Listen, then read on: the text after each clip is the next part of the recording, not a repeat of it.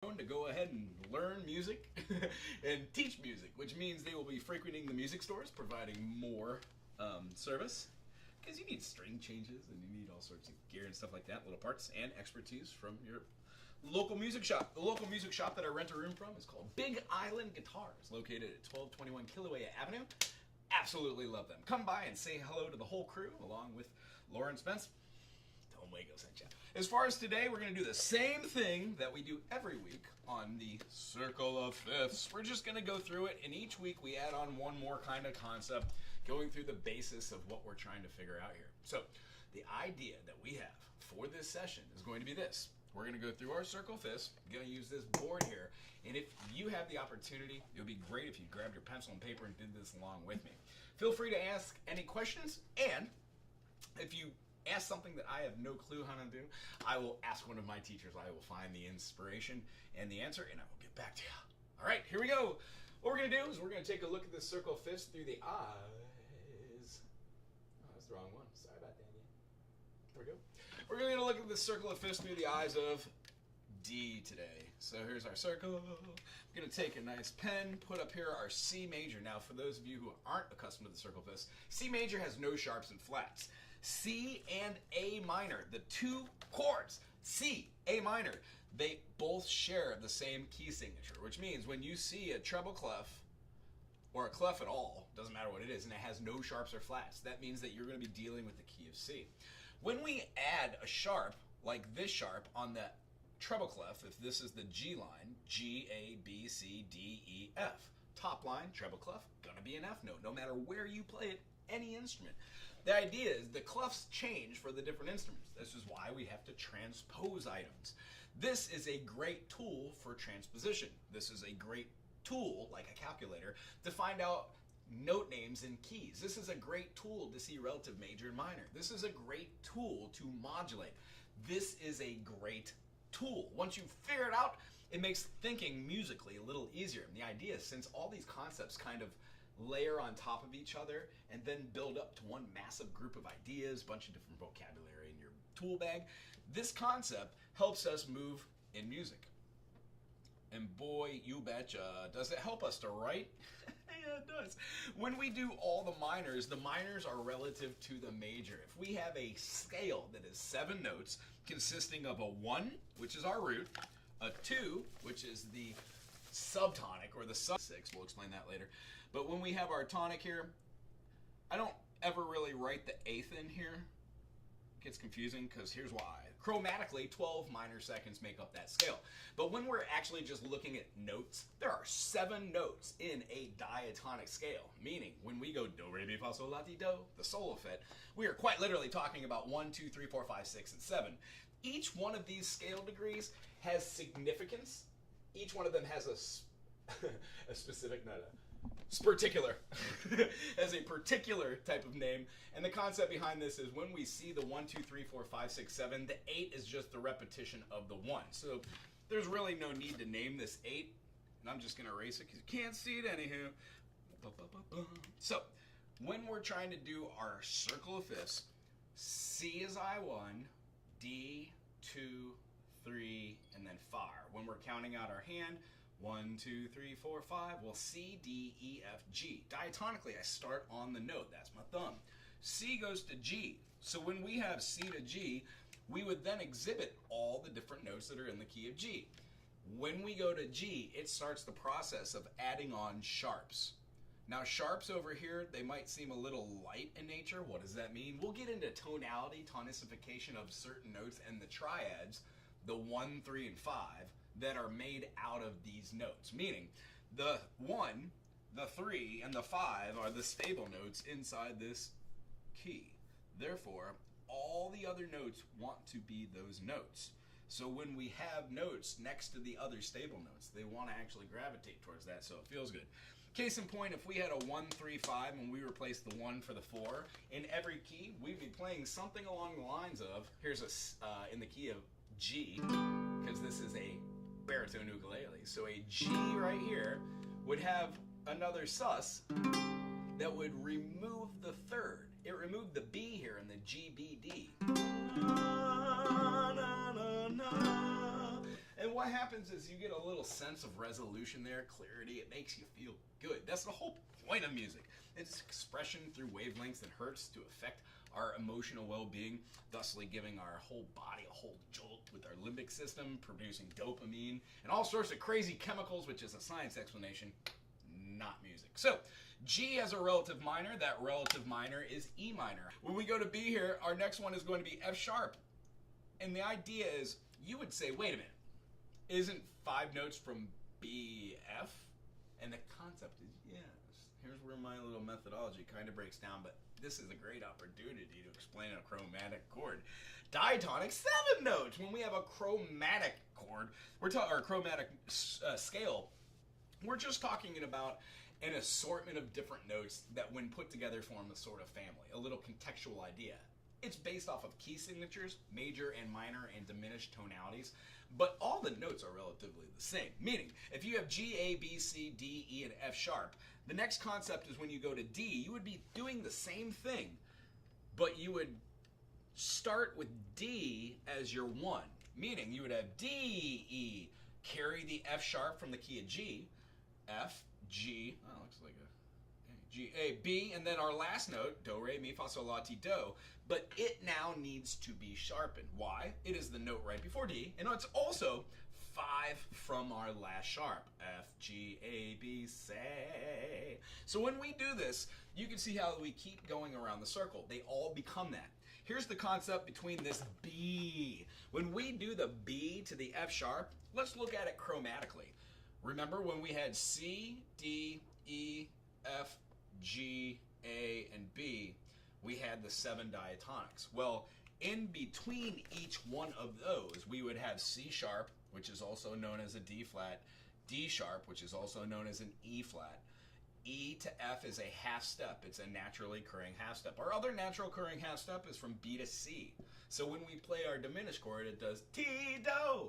That is called a resolution of a minor second, the smallest interval in the Western ear. The other resolution is called a backdoor resolution, which uses the note in between, the A sharp or the B flat going into there. G sharp is in between A and G, also known as A flat. These are called enharmonic equivalences. It just means that you know when you play an F and you go to an augmented F, if you were looking at it through the eyes of the 6th or the 5th, and then you drop it down, that's a diminished 5th or a flat 5. We would have these for different chord structures, and we're going to talk about this when we talk about triads and other videos that we've already covered, and this one later in the program. So going through here, what we can see is our sharps have other names. We're going to write them in here just so our brain gets used to it. We have a D flat, E flat, another minor second, which is that note, C sharp or D flat to the D. 2 of those minor seconds, when combined, combine to make the major second. So C to D, major second. C to C sharp or D flat, minor second. Yay. So when we do this, 1, 2, 3, 4, 5, 6. When we do 6 tones, it only gets us so far. So the concept is, we would only do that sort of concept to play 7 minor seconds to get to our perfect 5th. Meaning, if I was going to do this in the key of B, I would write out all of my notes in B, which would be B, C, D, E, F, G, and A. Why? This is our musical alphabet. No matter what scale you're doing, this is what we use. We do not have an H. When we play B, since I know, we can just go through the circle fifths starting at F. F is the sharp that is made in the key of G, so we mark it as such. D has another sharp. That sharp is C sharp. How do we know? F, G, A, B, C. Make that a C sharp. D, D, E, F, G, A. D goes to A. A has 3 sharps. One is F, next one is C, then is G, but we don't name them that. We name them F sharp, C sharp, and G sharp. Therefore, we add this. Well, let's do that. Let's add the C sharp from D. Let's go to A and add the G sharp. Our next key is an E, which adds on our D sharp. Why? It's the note right before E. And then finally for B, we have 5 sharps because it's next in line of the circle of Fs. The note right before our B is the A sharp. These are all the sharps in the key of B. B major, C sharp minor, D sharp minor, E major, F sharp major, G sharp minor, A sharp, D diminished. So when we go through here, we know those tones as being our solo flat. Do, re, mi, fa, sol, la, ti, do. When going through here, we would notice that when we go from here to here, our circle of fifths goes up. So you can either start the process in the beginning by naming each sharp that's inside each key. Hence, when we know that G major has G, A, B, C, D, E, F sharp, G, we don't use that in our circle fifths to go up 5. But when we go up to D or D to A, D, E, F sharp, if you name them what is actually in there, it's a great process to add the layering of these sharps on each way. Hence, when we take our calculation, music math, and we go all the way from our 1 to our 5, which is called a perfect fifth, the mathematical combination of minor seconds, which would have been B to C, is a minor second. That's 1. When we go C to C sharp, that's 2. C sharp to D, that is 3. D to D sharp, that is 4. D sharp is going to go to our E, that is 5. Our 5 is going to go to our half step, which is our F, that is 6. And then when we go up one more from our F to our F sharp, that makes 7. That is 7 minor seconds, which equal a perfect fifth. And the reason why is the combination of what we're learning. When we play a triad, 1 to 3 is a major third. The major third is a combination of having a minor second, a minor second, a minor second, and a minor second. Ta-da! So when we play from B to C, that's a minor second. C to C sharp, that's a minor second. When we play from C sharp to D, that's a minor second. And when we play from D to D sharp, that is another minor second. Hence, we're playing this in every key the same exact way. Lastly, the thing I want to do on the circle of fifths right here is just complete the process by doing the other side. Circle of fifths over this way, circle fourths over that way. What does that mean? Well, we're no longer doing chromatic. Chromatic means you start on the note after the first one. So if I was like, how many minor seconds away is a major third? I would go with my second one. 1, 2, 3, 4. Boom. Done. If we wanted to go through here, F, G, A, B. We already have a B. So here we're going to put a B, but we're going to make it a flat. Why? The circle of fourths explains our flats in relativity to the circle of fifths that explains our sharps. These notes tend to be a little darker, and again, we're going to explain tonicity and seniority of chords and how they relate to each other in more of these Tuesday 9 to 10 sessions. I hope you watch these and go back to the beginning, watch the older ones. But these are going to go through here and explain tonality. And at the end of this session, I'm going to explain a little bit more of that when we're doing our chord writing charts. So if I were to follow this from the B flat, C, D, E flat. We're going to go 4 away. Each time, far away. E flat, F, G, A flat. Yeah, do, do, do. A flat, B flat, C, D flat. Boom! We got our D flat, and then D flat, E flat, F, G flat. Well, G flat is an F sharp, because when we do chromatically, enharmonic equivalences, same note. So the idea of this one being the same, which other ones of these are kind of the same? Well, it turns out that B is the same as C flat. It turns out that D flat is the same as C sharp. So this concludes our circle fifths and circle fourths. The circle fifths by namesake, so we don't have to say circle first, circle fourths. Also, it helps to see where these notes come through. When we keep adding our sharps, we add them on the F line, the C line, so forth, so forth. If we were to be on the treble clef and we had this, we would put our first flat on the middle line, because in the treble clef, E, G, B. Yeah.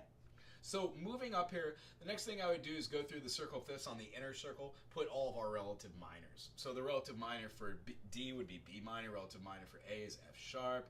All these can have a little dash next to them, so your brain starts to internalize the jazz standard. When we have a minor, we put a dash or an lowercase m. When we have a major, we put a triangle or we put an uppercase m. And when we have any other chord built off of that, we just simply put the name of the letter. So if we had an F major, we would put F major. If we had an F major sus4, we would put an H major /4. What that means is when we read this, that takes away the third. No bueno. Puts the fourth in there and the fifth. 1, 4, 5. And then usually, as we aforementioned with the baritone ukulele, it builds a little bit of resonance and it has this tension built, and then has a resolution, which makes you feel great about it.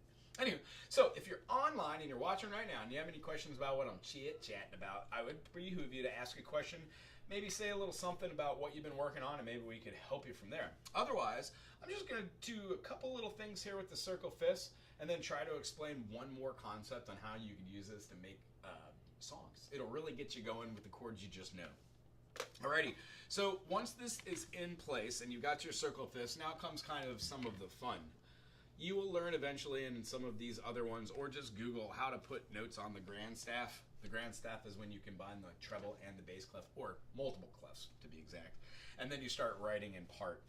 One of the part writing things that we do is try to write chord charts. Chord charts help us. If we were doing like Louie Louie, meow meow meow, meow meow, meow meow meow, meow meow, in the key of C, we would want to know what the 1, 4, and 5 is. So a mechanism to see the circle fifths as something tangible is we would know that all of these are part of a modal structure called Ionian.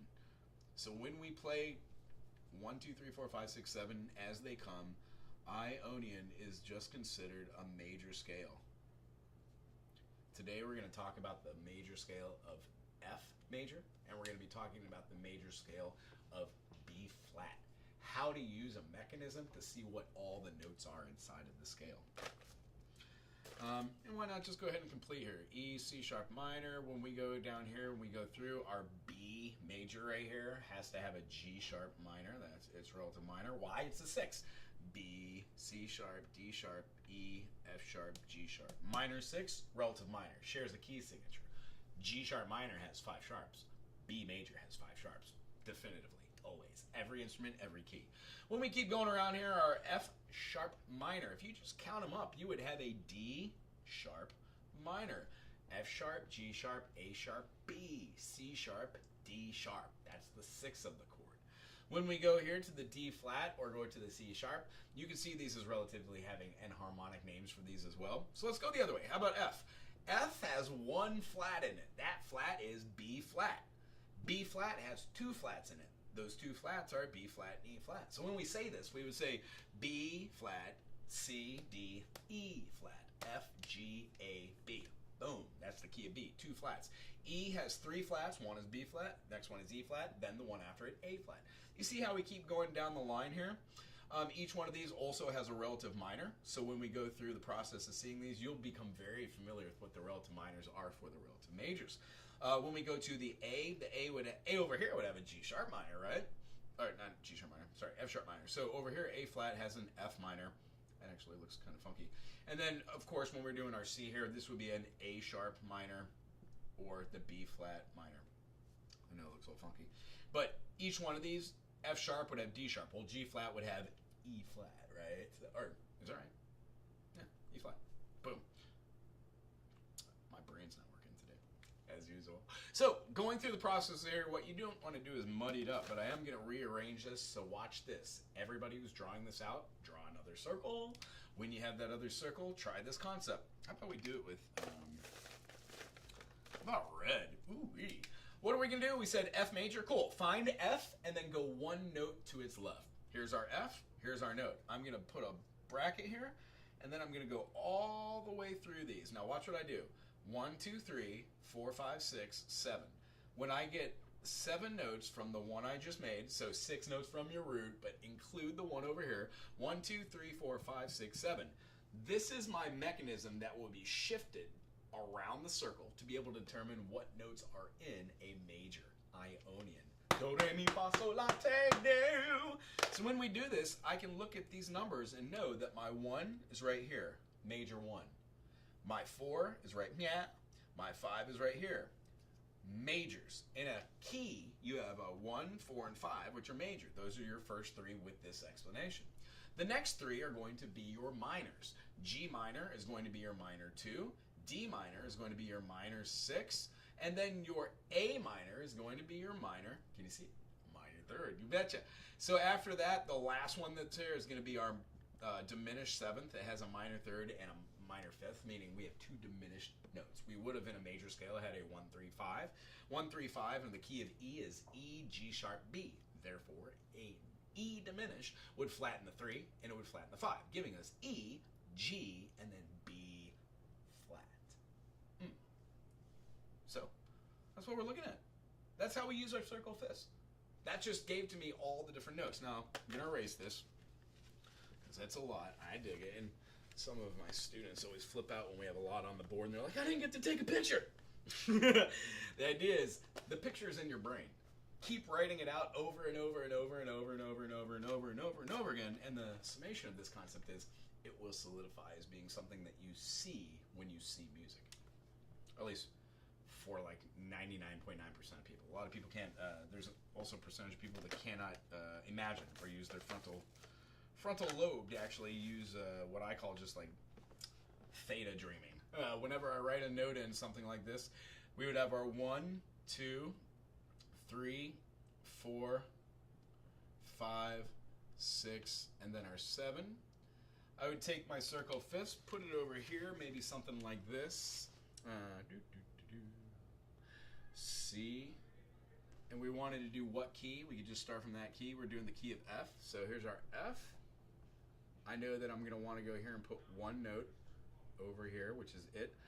The next note I'm going to put is the fifth. So I've got my 1, 4, and 5. After we do that, we're going to have a G. Now remember, we're just doing the circle fifths.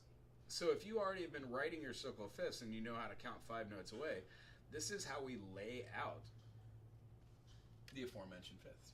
So when we write these out, the first one is going to be the fourth. So we're going to want to memorize that. Right next to the key we're supposed to be in, the root, the fourth, the fifth. This is great to just be able to modulate. So the first thing we're going to do is write out all of our points of interest, our seniorities, right now. And then we're going to write a little bitty ditty. Check out the channel if you don't know what that means. Oh, okay. Our next one goes to F to G, F to G, Do, Re, 1 to 2. The next note is going to be the relative minor of this key, which means all the notes inside of F major are all the notes inside of D. So when we see a treble clef, if we ever see a B flat on that middle line of the treble clef, that means we are in the key of, that's right, F or D minor. The A is going to be our minor third. And then after the minor third, we have our diminished. So utilizing these, if we were to write these in, we would have our diminished, we would have our relative minor, the D minor. We would have our major fifth in the key of F is C. Our major fourth in the key is C. You betcha. We're going to go right before it. We're going to have our namesake. Now there's one flat in the key of F. That's B flat. So you write it in. Right before that, we have another minor, A minor. Before that, another minor, G minor. And then our root chord, which is the F. From this, it gives the explanation or the spelling of all of our triads. So what I like to do is I like to write them out. We would have FAC, GB flat D, it's minor, ACE. We're going to have a B flat, skip a letter, D, skip a letter, F. Beautiful. Our C is a C, E, G. Our D is going to be a D, F, A. And then our E diminished, as aforementioned, we would have had an E, G sharp B. But since our B in here is going to be a B flat, and our G is a G, we have E, G, and B flat, thusly giving us E diminished. Now, how do you use these, you might be asking? Never, sometimes, I don't know. Here we go. We're going to write out a little quick chart. Let's do this one in 3/4, which means I'm going to put 3 beats per measure. These are measures. And then the quarter note is going to get the beat. In fact, let me drop this down so it's out of the way.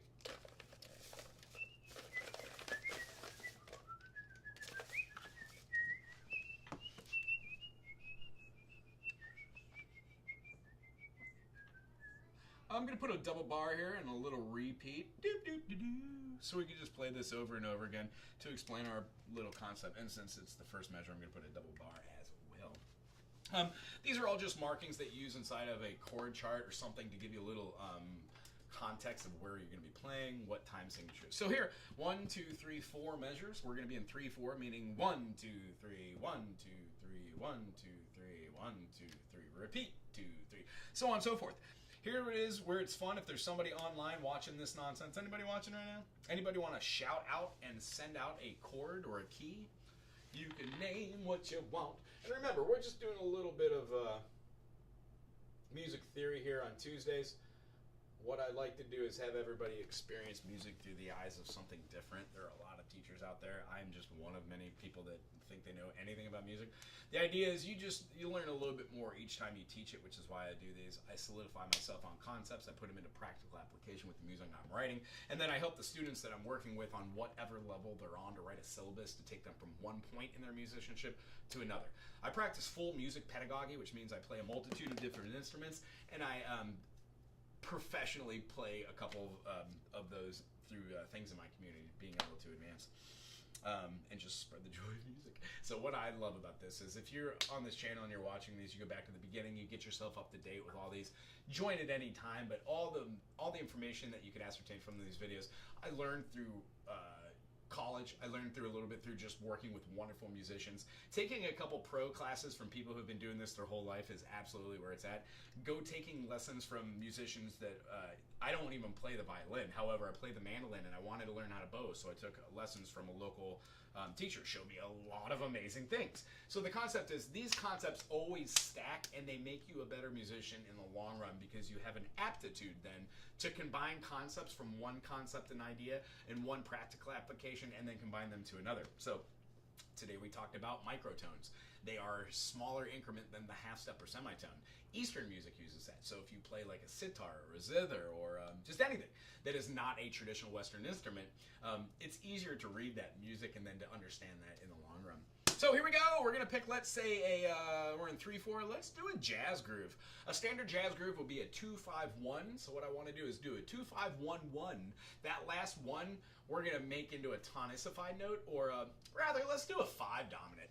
Here's what I mean. When I take the 1 chord here, I have the 2 as being the minor G. The next chord I would play at a 2-5-1, of course, is going to be the 5 chord. I'm going to make it a major right here. And then the 1. Ta-da. Since I'm moving this along, actually let's take that 2-5-1-1 again, I like that idea, and put a little 7 there. What this means is you're going to be playing an interval that has a 7th on it. Now we could call this a 7-3 or a 7-4 depending on what we're going to be doing in version style, but that's a little bit over the top as far as music analysis goes. If you have any question about Roman numerals on how to use them for chordal analysis, check out a video on my webpage that talks about the exact same thing by name. So when we're going through here, what is our 2? Our 2 chord in the key of F is going to be a G. I'll write that down here in case we're having a hard time remembering these. And then after the G minor, our 5 chord is going to be the C. Ta-da! When we play the 1 chord, you betcha it's going to go right back to the F. That's the root, F-A-C. And then our 1 chord again would be the F-A-C, but now we're adding on the 7th. There is, note it, no triangle, meaning the major 7th here, which means we're not going to play the natural 7 that is found in the key of F. F, G, A, B flat, C, D, E, natural. We're going to go in betwixt the 2, D and E, which is right here, which would be considered just your 7th. 5, 6, 7. You could play it as a major 7, minor 7, major 7th. I don't prefer the minor 7, even though it is done in some progressions for music. What we do is we learn the rules, then we break them. Awesome. So in between the E and the D is going to be an E flat, and what I'd like to do here is not do the 7 chord. What I want to do is just choose the note that's there and put that there as the dominant, the minor 7th note. Major 7th in the scale, minor 7th. So the minor 7th that's in betwixt D and E is going to be an E flat. So that E flat note is what I'm going to put along with my note. Notice now that at D sharp, when you play an F-A-C and you put in a D sharp or an E flat, it makes what we call a dominant chord. We would call it an F dominant 7 or an F7 chord. It is different than an F major 7. Okie doke! So when we play this, the concept is we play F-A-C and then we put in an E flat. Let's see how this sounds. Good gosh, I was talking a lot. You could just tell me to shut up. I get it. Grab a specialized pick. I don't know. If you're interested in maybe getting a pick, I sell these on the website. They're actually really well bought. Way too many of them, apparently, which is why I'm selling them, and I'm selling them cheap. Mostly it's just to have a little namesake. What happens is you buy them, I add a couple extra in there, and then I have to give them out if you want to lose them. They have my information on here as far as lessons go. All right, our 2-5-1 in the key of F, we have, let me see if I could,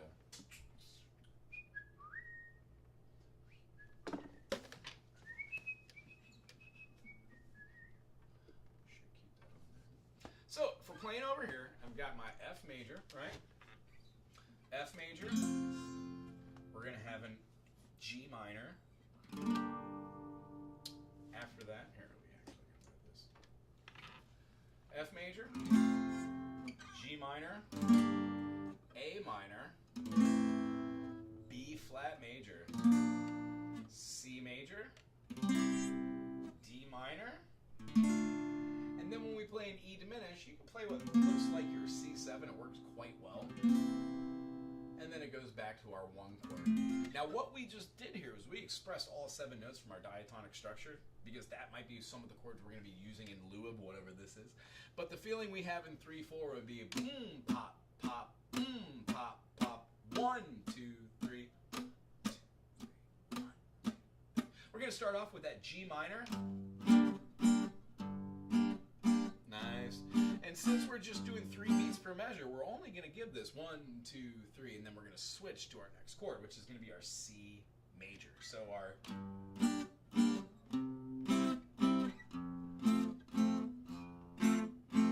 notice on this last one, if I lift my pinky, it takes away the F note, which is the root. F, G, A, B flat, C, D, E, F. And it reveals our bar chord, which is holding down the E flat or the D sharp, hence giving us our 7 chord. Let's follow it again.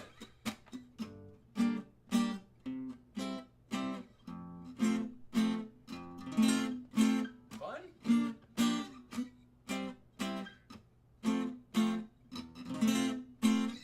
Let's see if we can get a little bit more tension in that last chord. Rather than just having the F here with the dominant, let's see if we can make this an F augmented.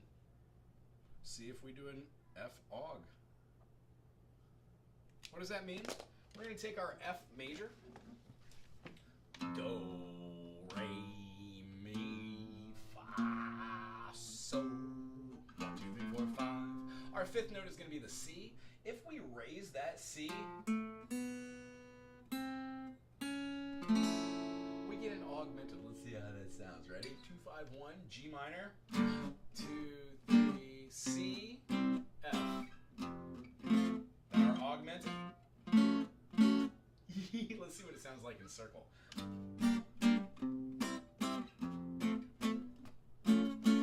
love it.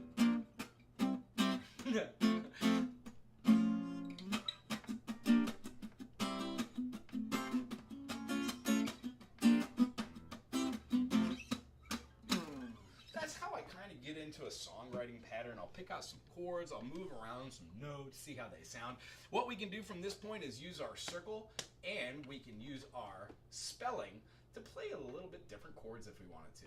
That F augmented that I changed that to came as a result of playing the 1 twice and not just wanting to play just the F note there.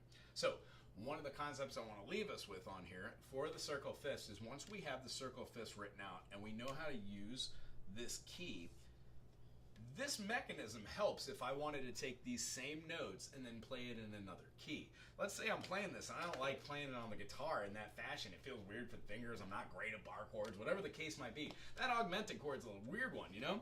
So what I would do is I would get rid of my do, re, mi, fa, sol, la, ti, do. I would use the circle of fifths, write it on out again. Now I'll do this quite quick so I'm not wasting your time here. I only have so much time before my first student cuts, which I'm excited for. New students today.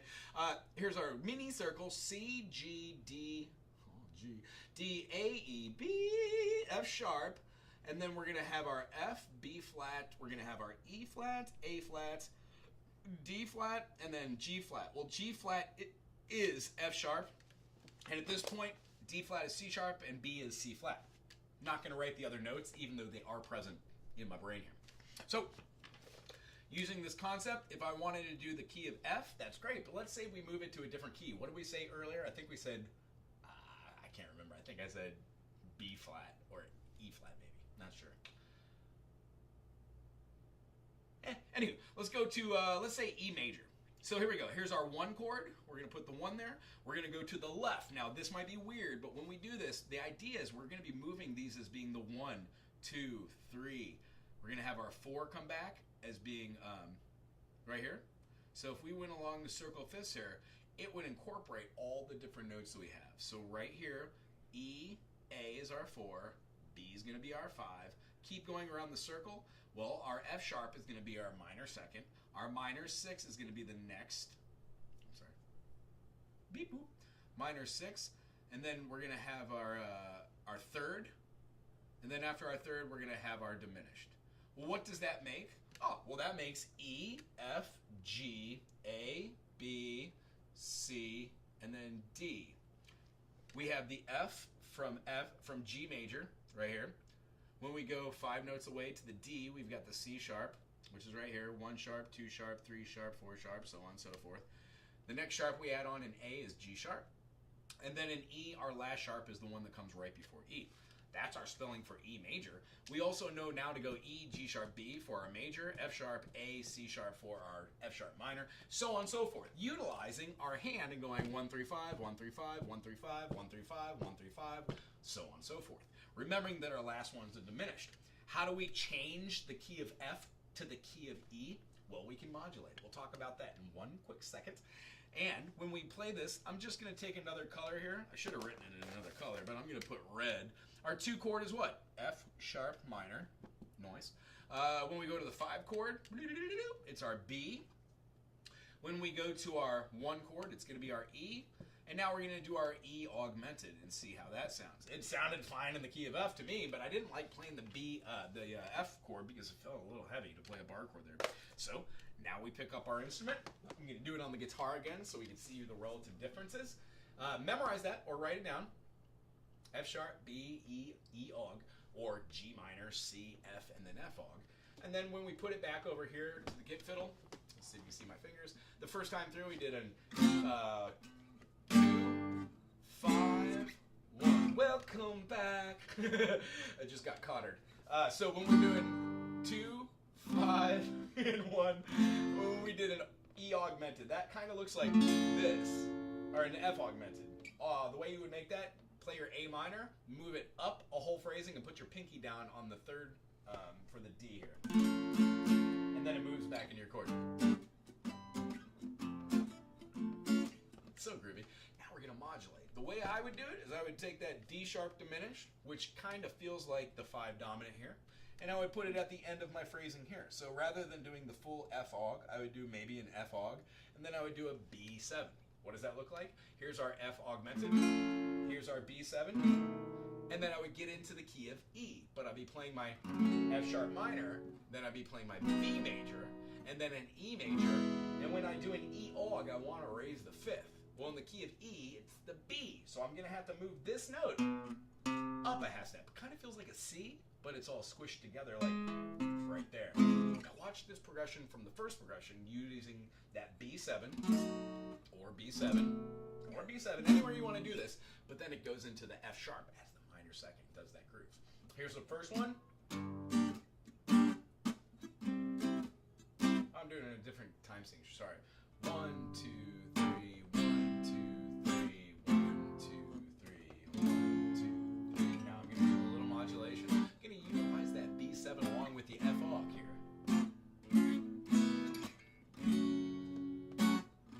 Cool.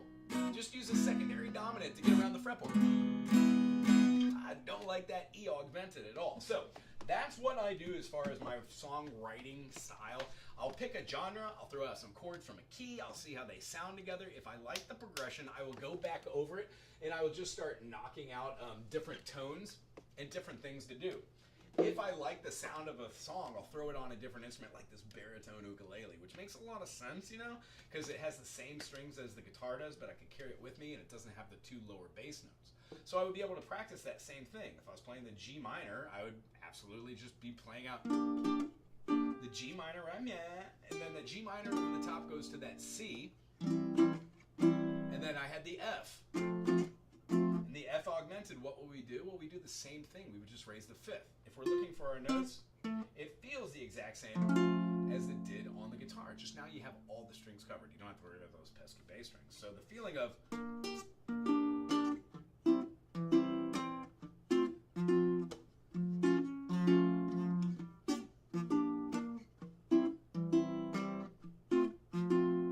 hit this and then hit the B7. So when you go for the B7, and then it drops right into the E.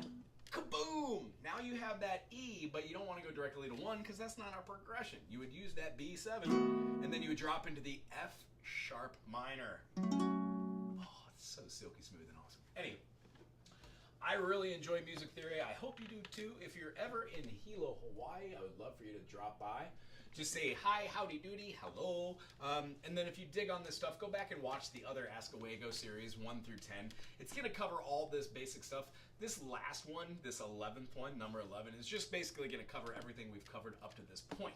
Some of the details and ideas in the first 10 are a little bit whoop above the head, but guess what? We're going to explain negative harmony. We're going to explain secondary dominance.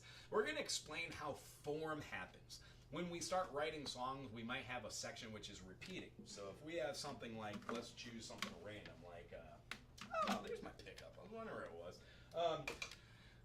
Grateful Dead. Let's see here. If I was doing Friend of the Devil or something like that, like a...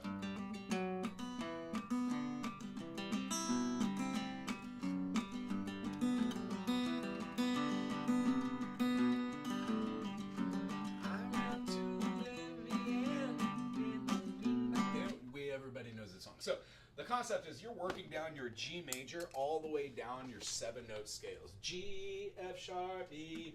When doing this, you're playing the G major, do, re, mi, fa, sol, la, ti, do.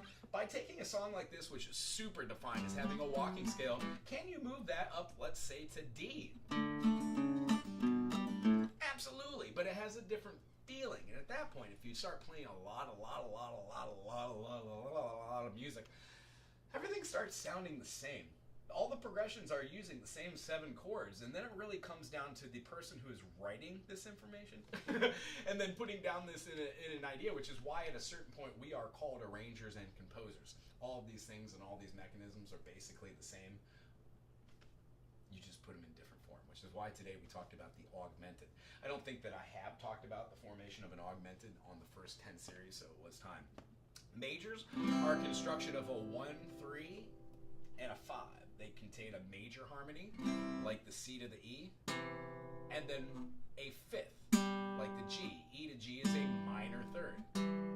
If we were to switch those and make the E and the E flats, the distance between the C and the E would now be a minor 3rd, and the distance between the E flat and the G would be a major 3rd. Hence giving you the, that's an augmented, sorry,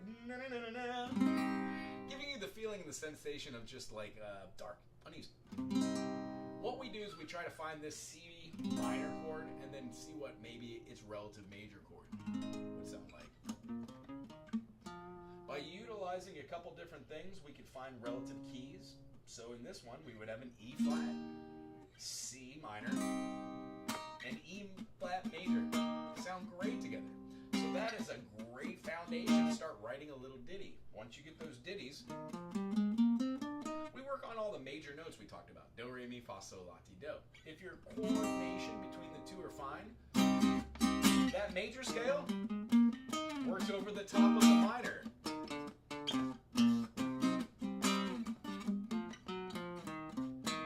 You can also change and manipulate to a different modal structure. Ask a Wago between 12 and 20 are going to be focusing on modes, on how to take a standard scale, see it as Ionian, play our next standard scale, which is Aeolian, and utilize the numbers of 1, 2, flat 3, 4, 5, flat 6, and flat 7. What does this mean? You have to know what do, re, mi, fa, sol, la, ti, do are in relativity to 1, 2, 3, 4, 5, 6, 7. So we can play modes like Lydian, 1, 2, 3, sharp 4. We augment that 4th note and give us a different feeling. Most people know it as being Simpsons, but there is a multitude of other music and composers out there that use Lydian.